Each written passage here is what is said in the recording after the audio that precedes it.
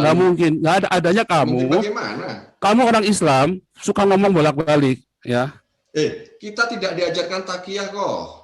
Kamu diajari walahu khairul makirin, Allah Maha Penipu daya. Kamu memang diajari untuk itu. Di dalam itu. Kristen itu jelas. Mana ayatnya suruh bohongin? Mana ayatnya? Ya, saya kasih ayat ya. Bentar, saya nggak hafal kok.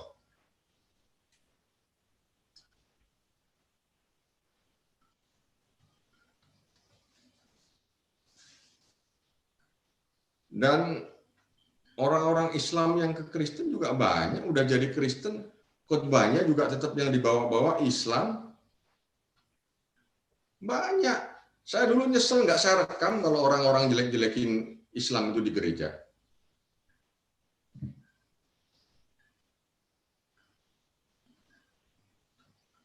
Ini saya tunjukkan dulu nih, orang Yahudi dulu nih ya.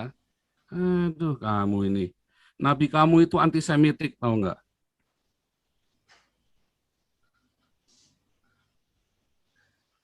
Dari Abu Hurairah, bahwa Nabi sampai salalu lalalala bersabda, tidak akan terjadi hari kiamat hingga kalian Muslim memerangi Yahudi.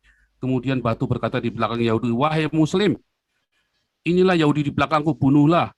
Ini dari Bukhari dan Muslim dalam Sahih. Ini hate speech, tahu nggak? Ini hate speech. Ini hate speech, ya, antisemitik. Tahu? Kamu menafsirkan apa ayat ini? Iya, oke ya, sudah. Kamu nggak bisa tunjukkan apa-apa deh, ilmu kamu belum nyampe. Saya itu nantang debatnya itu si Gus Yakut, karena kamu belum nyampe. Kamu itu mualaf odong-odong kamu itu, yang cuman karena kepahitan hatimu saja, ya terus kamu murtad. Karena memang iman kamu nggak ada, cuman kamu mualaf aja, bertobat kamu. Apalagi terus kamu menghalalkan darah saya. Betapa biadabnya Tuhan yang kamu sembah sekarang ini. Kamu dulu waktu jadi Kristen, kamu pernah menghalalkan darah orang lain nggak? Saya yakin nggak pernah. Saya tahu dari teman-teman kamu di GPP Surabaya, kamu dulu orang baik. Setelah kamu jadi orang Islam, kamu sekarang menghalalkan darah saya dan mengajak orang lain untuk membunuh saya. Ya, itu hate speech. Ya, tapi saya mengampuni kamu di dalam nama Tuhan Yesus Kristus. Kiranya Tuhan Yesus masih memberi kamu kesempatan buat hidup dan bertobat. Gitu ya. Oke, kita lanjut. Silakan next. Nah, ternyata kamu kan nggak bisa tunjukkan bahwa ada anjuran untuk berbohong kan di dalam Kristen, nggak boleh. Ada. Ini kok Filipi 1 ayat 18. Ya. Itu kan jelas. Nah, udahlah. Filipi 1 ayat 18 kok disuruh bohong? Mana ada disuruh bohong? Saya kasih kamu 1 miliar kalau ada disuruh bohong. Waduh. Ya. Kristus diberitakan baik dengan maksud palsu maupun dengan jujur. Tentang hal itu aku bersukacita dan aku akan tetap bersukacita. Ini kan takiyah yang luar biasa kok, Paul. Apa disuruh? Berbohong lah di situ? Enggak. Ya, ada orang disuruh palsu. Kamu tahu apa disuruh bohong di situ? Kamu tahu artinya itu enggak? Kamu tahu artinya itu ayat itu enggak? Kamu tahu konteksnya ayat itu? Kamu tahu latar belakangnya enggak? Ini seperti kalian mengartikan 72 bidadari dan lain. Kalian mengartikan kan apa-apa? Saya lagi ini kamu mau minta konteks jauh, konteks dekat, bagaimana? Ini kan sebuah kebohongan aja. Nah, kamu makanya dari sekolah teologi abal-abal, kamu mau belajar eksegesis sama saya. Kamu tahu konteks itu aja, kamu kagak tahu. Di zaman itu, para rasul, kamu kan minta dijelasin ayat itu. Sekarang saya jawab, kamu nggak mau jawab. Kamu diam dulu. Islam, ya, ngartikan semau-maunya. Sekarang kalau giliran kau Paul, pakai konteks-konteks segala, bagaimana itu? Saya tunjukkan ke kamu silakan artikan ini. Kamu silakan eksegesa ini nih. Mau pakai model apa, mau model jengking, mau model pakai apa deh. Kamu silakan tafsirkan ayat ini. Hadisnya kamu nih.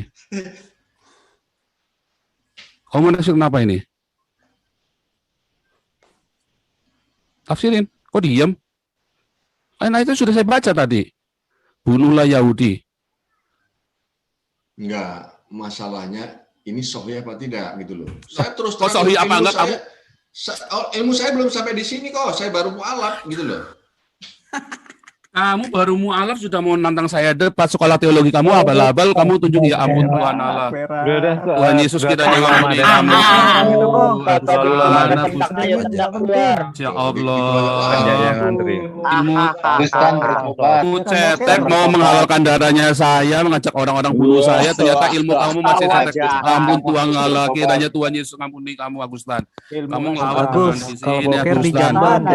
Ini video ini ditonton sama Interpol Agustan. Waduh, kamu ini bikin malu orang Islam aja kamu. Itu kalau saya ini Muhammad, kamu terus saya ikat terus kamu tak suruh tak bacain Al-Qur'an setiap hari, kamu tak suruh baca 1000 ayat kamu. Agustan, suruh Gus Yakut masuk Agustan. Aduh, suruh Gus Yakut masuk. Menteri Agama saja debat sama saya dia akan minta mati Agustan. Aduh, daripada debat sama saya, dia lebih baik minta mati daripada debat sama saya si Menteri Agama itu. Suruh Gus Aduh. Yakut Agustan masuk sini. Suruh Gus Yakut debat sama saya. Aduh, Bagus, kroco mending lagi tobat bener deh. menghina. Itu namanya orang Islam menghina saya tuh, ngirim Agustan untuk debat sama saya, itu namanya penghinaan kepada Nabi ke-26 itu. Kalepel, Pak, kalepel. Aduh. Oke nih. Ini ada ya ini pansos, dia cuma pansos doang dia ini. Bagus, tobat, bagus. Udah nggak laku, YouTube-nya dia udah nggak laku, terus sudah pansos doang. Aduh. Oke, Yesus Kristus lanjut. Ini Pak Jenderal, aduh, akhirnya Pak Jenderal nggak bisa masuk lagi nih. Ya, Yesus Kristus silakan. Aduh, ini Pak Jenderal jadi nggak bisa masuk. Sorry Pak Jenderal, minta maaf Pak Jenderal. Ini kalau udah ke sign out memang masuknya susah ini. Oke, silakan Yesus Kristus. Lanjut. Iya, Shalom, Pastor. Shalom. Iya, saya mau bahas saja mengenai firman Tuhan, Pak. Nanti tolong dijelaskan. Dalam perjanjian lama itu ditutup dengan Kita ini semua halal bagi dia. Oke, biar Yesus Kristus dulu. Kita kembali, tenangkan semuanya, tenangkan. Kalau darah babi halal nggak? Itu hiburan buat kita kayak tadi itu hiburan ya. Jadi kenapa kadang-kadang orang gitu saya kasih masuk ya, itu gunanya supaya buat kejut-kejut, supaya teman-teman ada hiburan, nggak monoton dengerin satu orang ngomong sampai selesai. Gitu, nggak apa-apa ya. Oke, stop dulu. Semua stop dulu. Ini biar Yesus Kristus, silakan dinyalakan. Ya, Yesus Kristus, silakan nyalakan mikrofonnya. Itu Pak si Kongkong dimasukin dulu tuh. Silakan Yesus Kristus. Iya, dalam perjanjian lama ditutup dengan kitab Maleakhi, Pastor. Perjanjian baru dibuka dengan kitab Matius.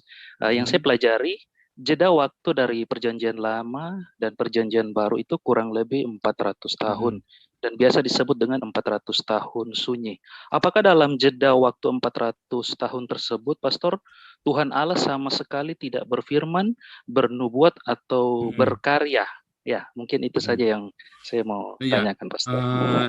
Tuhan Yesus tetap berkarya dalam setiap hidup manusia. Yang tidak ada adalah berfirman. Memang di situ disebut tidak berfirman. Karena kan sudah ada Taurat dan kitab para nabi kan. Nah, dalam 400 tahun itu memang dibiarkan, dan memang saat itu orang-orang Yahudi itu tidak menyembah berhala lagi. Lucu ya, ajaib sekali. Sejak zaman Ezra Nehemia, waktu mereka kembali ke Yerusalem dan mendirikan bait suci yang kedua, orang Yahudi itu benar-benar tidak menyembah berhala lagi, bahkan mereka tidak sujud menyembah kepada manusia. Itu ajaib sekali. Nah, kemudian dalam 400 tahun itu terjadi penyimpangan-penyimpangan oleh para pejabat-pejabat di bait suci, yaitu ahli Farisi, ahli Taurat, orang Farisi, ahli Taurat, orang-orang Saduki, mereka yang berbisnis agama. Hari ini juga banyak ya orang-orang di gereja itu berbisnis gereja, ya, oknum-oknum. Di ajarannya nggak ada, tapi oknum. Nah, bedakan oknum dengan ajaran. Kalau tadi dalam Islam disuruh memang untuk antisemitik kan, anti Yahudi. Tetapi kalau di dalam kekristenan, ya tidak ada disuruh kita beristri dua, malah nggak boleh. Jadi kalau ada itu oknum, harus bedakan ajaran dengan oknum. Nah, itu yang harus kita pahami sekali. Nah, selama 400 tahun memang tidak ada.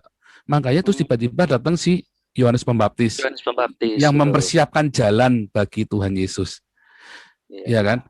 Nah, Yohanes Pembaptisnya disebut Elia karena di zaman Yohanes Pembaptis ia itu banyak benar-benar mengembalikan orang Israel yang kemudian mereka habis mengalami konflik, perang, penindasan, dan mereka dipulihkan di zaman Yohanes Pembaptis, sehingga akhirnya banyak orang mendengar pengajaran Yesus. Walaupun akhirnya orang-orang ini lemah imannya dan dihasut oleh ahli Taurat dan orang Farisi, imam-imam, kemudian menyalibkan Yesus. Tetapi Yesus kan mengucapkan pengampunan. Lalu orang yang sama, kemudian mereka yang bertobat ketika Petrus di Kisah Rasul 2, kamulah yang menyalibkan Yesus. Wah, mereka kaget. Ternyata mereka menyalibkan Yesus yang adalah Mesias kan. Makanya mereka tanya, apa yang harus kami lakukan? Nah, di Kisah Rasul 2 ayat 37-38, bertobatlah, berilah dirimu dibaptis, maka engkau akan dipenuhi Roh Kudus. Maka itu, orang yang sama yang menyalibkan Yesus, yang telah diampuni oleh Yesus, mereka datang kepada Yesus dan bertobat. Karena kan mereka benar-benar tidak tahu, mereka dihasut. Beda dengan imam-imam yang ikut menyalibkan Yesus, mereka tahu apa yang mereka perbuat. Makanya mereka tidak mengampuni. Kan Yesus bilang, ampunilah mereka karena mereka tidak tahu apa yang mereka perbuat. Tapi imam-imam kepala ini dengan sengaja. Dan bahkan si Hanas disebut, dia harus bernubuat untuk tahun itu. Dia tahu. Makanya kalau dia mau datang menerima pengampunan, dia akan diampuni. Tapi dia tidak mau datang kepada Yesus untuk menerima pengampunan masalahnya. Beda dengan orang-orang rakyat jelata ini. Jadi memang puncak dari 400 tahun, itu sebenarnya kalau dihitung ya, itu nanti tepatnya jubilium loh, 490 tahun. Masa jubilium bagi orang Israel. Harusnya kan setiap 49 tahun sekali. Tetapi ini dikali selama 49 dikali 10. 490 dan itu jubilium, nanti diakhiri jubilium itu dengan penghancuran bait suci. Zamannya Jenderal Titus itu. Jadi itu memang suatu penggenapan yang luar biasa sekali. Selama 400 tahun itu firman Tuhan itu hanya mereka harus membaca dari Torah dan kitab para nabi, dan itu sudah cukup untuk digenapi oleh Yesus. Saya merinding ngomong ini ya. Ajaib sekali ya. Itu bisa tepat. Bisa tepat sekali itu.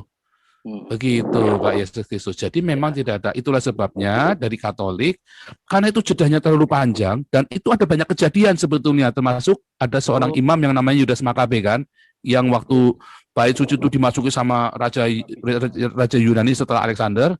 Nah, terjadilah pemberontakan Yudas Makabe itu. Imam itu dia mensucikan, makanya ada Hanukah itu hari lantern hari Kakidian itu ya, pencucian bait suci itu. Hanukah itu, makanya itu mulai disucikan. Nah, itu sebetulnya ada juga di dalam Matius berapa itu ya. Yesus datang ke Yerusalem di saat hari pentahbisan bait suci, dan yaitu tuh Yesus ngamuk, dia obrak-abrik itu meja-meja penukar uang.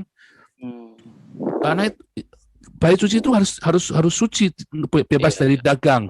Tapi hari ini kita orang Kristen bahkan berdagang di gereja kan, bukan berdagang di gereja, gereja dibuat dagang. Ngeri loh. Gereja-gereja dinasti itu, gereja-gereja yang pendeta-pendetanya hedonisme itu gereja dibuat dagang loh. Hati-hati. Nah, itu yang dimaksud itu hari pentahbisan bait suci zaman Yudas Makabe itu. Dan itu yang marah-marah di dalam bait suci diobrak-abrik semua karena orang mau pergi mempersembahkan korban kepada imam, diperdagangkan ritualnya itu. Wani piro, dombanya kalau bukan dari mereka ditolak, harus yang dari mereka. Dianggap kosher, dombanya ini sempurna, tidak bercacat celak. Kalau yang bukan dari mereka, nanti dicari-cari kesalahannya, sehingga mereka dagang di situ, dan harganya mahal. Dan itu yang disebut dengan rumahku kau dijadikan sarang penyamun. Dan itu sekarang terjadi, para pendeta-pendeta yang bisnis gereja dijadikan sarang penyamun. Betul. Serem ya, serem. Tapi itu sebenarnya itu nubuatan-nubuatan itu terjadi berulang ya, pola. Itu kan pola hidup manusia, berulang pasti. Dan itu selalu lahirlah nabi-nabi yang membersihkan itu. Makanya kita orang gereja karismatik, saya ya dari aliran karismatik, kita percaya yang namanya kenabian itu. Amin. Dan itu yang Agustan nggak tahu, yang begitu-begitu, karena Agustan belum lahir baru. Sehingga dia kepahitan hatinya, dia kecewa, dia mau ngatur Kristen dengan caranya dia, kayak tadi itu. Mau tadi yang baca Alkitab aja suka-suka dia kan.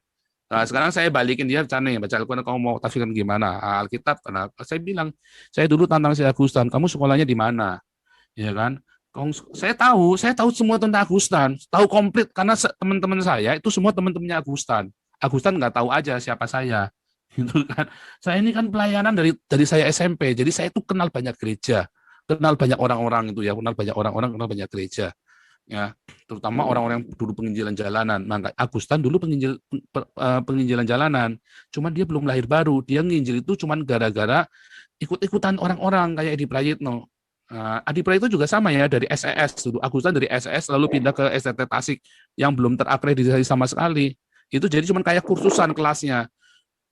Mendingan kayak saya gini dari Australia, benar-benar pengajar-pengajarnya saya juga jelas, kampus saya jelas, semuanya jelas. Saya punya sekolah Bible Training Center, jadi nggak beda sama yang Agustan itu ngajar itu nggak beda sama Bible Training Center. Bedanya yang ngajar mereka juga nggak jelas juga sekolahnya di mana, sedangkan kalau saya orang jelas, begitu. Jadi yang aku itulah tadi ya akibat orang-orang dia tidak mendengar suara Tuhan lagi yang tertulis. Ya mereka maunya yang muluk-muluk dan mereka yang maunya yang ngatur. Nah itu yang terjadi dengan zaman Yesus. Ketika itu sama terjadi dengan pembersihan zamannya Imam Yudas Makabe. Ketika negara pikir bisa ngatur-ngatur orang beragama, itu nggak mau Yudas Makabe, nggak bisa. Akhirnya mereka lakukan ini secara rohani kita ceritakan, itu kan perjanjian lama, jadi metafora ya. Itulah yang terjadi dengan di zaman hari ini. Ketika negara ingin ngatur-ngatur orang beragama. Nah, itu yang terjadi. Makanya sebetulnya kolom agama itu nggak boleh ada, karena agama itu adalah sesuatu yang private, yang pribadi. Dan itu yang terjadi sebetulnya yang Yesus ajarkan kepada kita. Makanya kalau berdoa disuruh masuk dalam kamar tersembunyi, berdoa kepada Bapamu. Artinya apa? Supaya doamu itu jangan dipamer-pamerin kayak orang beragama. Sehingga akhirnya orang akan terjadi fanatisme yang membabi buta tentang agama. Nah itu yang berbahaya justru. Itulah yang berbahaya. Nah yang tadi Agustan itu tadi bilang, ya, tetapi tidak mengapa sebab bagaimana juga Kristus diberitakan baik dengan maksud palsu maupun dengan jujur. Ini sama seperti pendeta yang jualan ayat-ayat suci, cari subscribernya buat monetasi, ya, terus dia cari sensasi buat dapat uang, atau pendeta-pendeta perpuluhan, ya, yang untuk itu artinya Kristus sudah diberitakan, tapi maksudnya maksud palsu demi duit. Banyak kan pendeta-pendeta yang memang profilnya pendeta dan tujuannya adalah untuk dapat ayat-ayat, jualan ayat demi dapat duit. Nah, itu yang dimaksud. Jadi bukan disuruh bohong. Kristus diberitakan yang penekanannya saya tunjukkan di ini screen-nya. Ini supaya teman-teman tahu. Ini sekalian nyambung pertanyaannya Pak Yesus Kristus tadi mengenai 400 tahun tidak berfirman tadi itu ya. Saya tunjukkan. Baca ayat lengkapnya, Pak. Ini makanya saya bacakan ya. Ya. Ya, sebetulnya kita harus baca dari atas, tetapi kita intinya coba lihat ya. Tetapi tidak mengapa, bagaimanapun juga Kristus diberitakan baik dengan maksud. Jadi bukan Kristusnya yang diberitakan takut suruh bohong, tapi tujuannya bohongin. Contohnya pendeta-pendeta yang khotbah sambil mengharapkan uang. Motivasinya bukan untuk orang itu diselamatkan, tapi motivasinya adalah dia supaya dapat uang. Termasuk YouTubers yang demi kejar konten, dia tega untuk memfitnah teman-temannya sendiri, menyerahkan kepada orang Islam teman-temannya sendiri. Nah, termasuk pendeta-pendeta YouTubers yang saling membidatkan demi konten loh. Ya, kalau Muri Wali saya yakin dia tulus, hanya dia terlalu keras dan dia terlalu pakai kacamata kuda, wawasannya menjadi sempit. Tetapi kalau followernya dia itu udah kelihatan banget tuh, content minded tuh. Nah, itu yang dimaksud dengan maksud palsu. Artinya dia sudah ngawur, tapi mereka kan tetap memberitakan Injil. Makanya kita nggak bisa menghakimi dia sesat atau nggak sesat. Karena tadi maupun dengan jujur, ya. Tentang hal itu aku bersuka cita. Sebab apa? Bagaimanapun juga, Kristus telah diberitakan. Itu yang paling penting. Iya, Kristus telah